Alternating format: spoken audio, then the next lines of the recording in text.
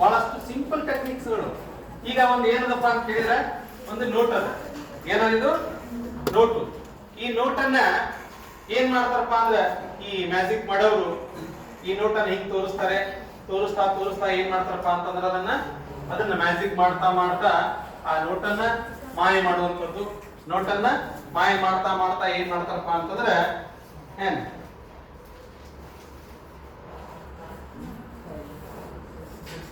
ಹಿಂಗ್ ನೋಡ ಹೌದಿಲ್ಲ. ಈಗ ಈ ಪೇಪರ್ ಚೂರ್ ಐತಿಲ್ಲ, ಈ ಪೇಪರ್ ಚೂರನ್ನ ಸಣ್ಣದಾಗಿ ಮಡಿಸೋದು.